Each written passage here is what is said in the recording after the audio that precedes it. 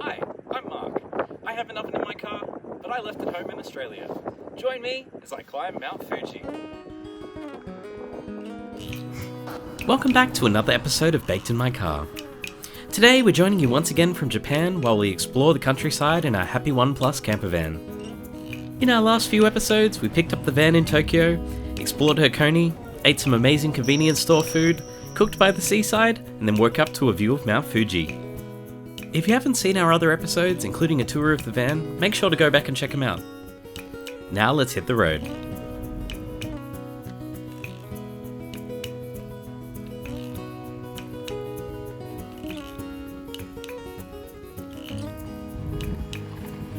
Whilst it was tempting to stick around and swim for a little bit longer, we had a mission.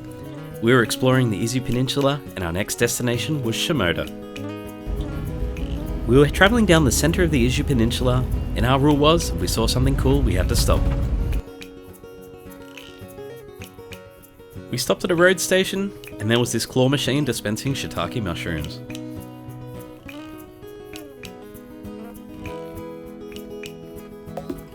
I didn't win one. We continued our road trip, and before we knew it, we were at Joran Falls. Joran Falls is famous for its wasabi and wasabi ice cream. And coming into Shimoda, we found the Kawazu Nanduru Loop Bridge. This loops 720 degrees into the valley and was an awesome experience to drive. And then we made it into Shimoda.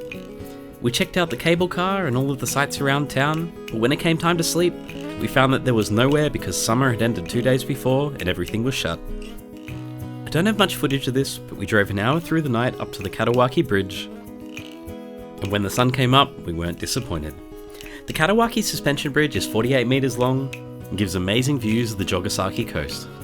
It was also an amazing place to enjoy our breakfast. After breakfast, we headed a few minutes up the road to our next destination, testing the Happy One's hill climbing ability. I am. Floor it! There's no more floor. If I put my foot any further, we'll be out of the car. Then we'd made it to our destination, the Weird Museum of Boys and Girls. This museum had everything from retro consoles to figurines to a haunted house, as well as whatever this is. If you're a fan of the vintage and the obscure, definitely go check it out. After that, we started our road trip towards Fuji Yoshida. This gave us a chance to stretch the Happy One's legs on the highway, and we got to check out a whole bunch of Japanese scenery, including many toll roads, and this.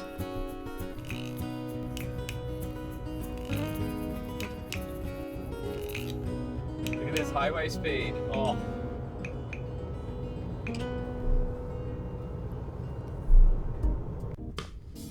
After 2 hours, we'd reached our destination, Fuji Yoshida, and more importantly, Fuji-Q Highland. Fuji-Q is the theme park located at the base of Mount Fuji, which includes some of the world's gnarliest roller coasters, including Fujiyama, the king of coasters, once the world's tallest and fastest, and Ijima, which is a fourth dimension roller coaster with spinning seats. These were the most intense roller coasters that I've ever been on. I would have taken video, but they wouldn't even let me wear my shoes on.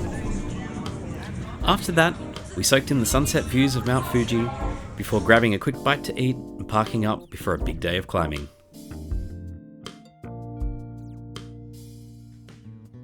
Here we are at the Mount Fuji 5th station, taking some happy snaps before we climb the mountain. We climbed the Yoshida Trail with the original plan of climbing up to 3,000 meters and staying at a hut before attempting the summit the next morning at sunrise. However, while we were on the bus on the way up, we got a notification that there were typhoons forecast for the next morning, and it was not recommended to attempt the summit in the morning. So we made the decision to do it in one day. Whilst the trail started as an easy gradient, it eventually got steeper and steeper, and the gravel gave way to volcanic rock. Here's me climbing into the first hut of the 7th station.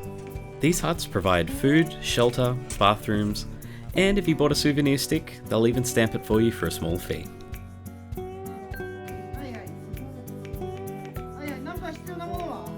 After this break, it was back to the rock scramble. These shots give a pretty good example of what to expect between the 7th and 8th station.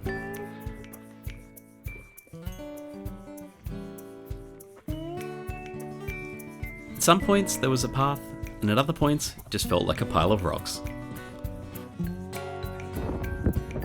Getting to see the colour of the volcanic rock, and also how steep the mountain was that we were climbing. Around the 8th station, it turned into switchbacks which got a little bit easier to climb, but the air got thinner as well. By 3,400 metres, the clouds had well and truly come back, and the oxygen bottles that we bought at the gift shop didn't seem that silly anymore. As we approached the summit, the rain got heavier and the wind started to pick up, but we were still having fun. The weather may have deteriorated, but we could see the top of the mountain and we weren't stopping. Here's us at the summit. At the top of the mountain, we'll get our final stamps, and then we prepared ourselves for the trip back down.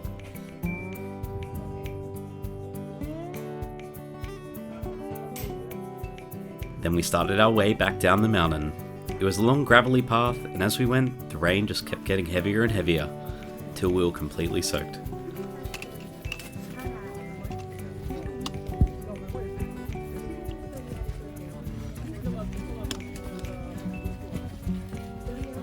After a few hours of hiking, we eventually saw the gates of the 5th station. For anyone curious, here are the stats from my Apple Watch, along with a map of the route we climbed. 2 hours later. After 9.5 hours of climbing, we hopped in the van and drove straight for an important appointment with the Colonel. After that, we went to Fuji Yoshida Onsen and had probably the best bath of our entire lives.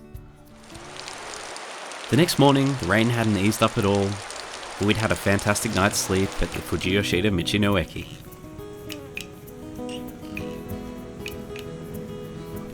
After a sleep in and some breakfast, it was time to hit the road towards our next destination, the Yamanashi Maglev Exhibition Center. Located about half an hour away from Fuji Yoshida, the Maglev Exhibition Center shows off the next generation Shinkansens, which will use Maglev technology to travel at over 500 km an hour. There were plenty of interactive exhibits, and if you come on the right day, you can even see the train in person. And here's me experiencing the exhilarating G-forces of Maglev for myself.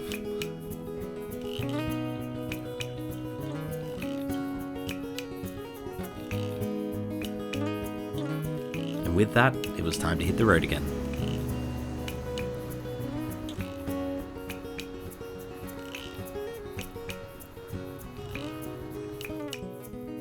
We continued north towards Kasuge Michi-no-eki. Drove further into the mountains, the sky began to clear and the scenes became more breathtaking. There was a little bit of roadworks, but these signs made up for it. As we drove through the mountain passes, we could see clouds settling in the valleys, and we got more excited for our destination.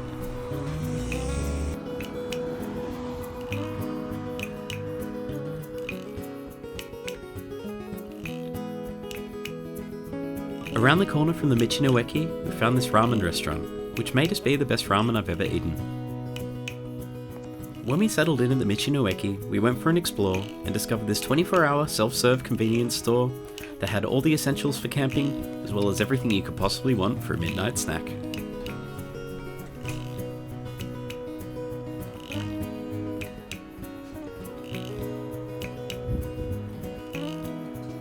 As we were camping in summer, it was pretty hot, so we headed straight for the ice cream. The next morning, we awoke to a beautiful day with blue skies. But it was bittersweet, because that day we had to drive back to Tokyo and return the van. We kept driving west through the forest, and before we knew it, the countryside had turned into city. On our way back into Tokyo, we had a few hours to spare, so we stopped at the JR Rail Museum and learned how to drive a train. After that, we filled the van up with fuel and returned it back to Shibuya where we picked it up. And that was the end of our Japan van adventure. And there you have it, a Japan adventure in a tiny little camper van. Thank you for watching Baked in My Car. Make sure to like and subscribe and to follow us on Instagram at bakedinmycar.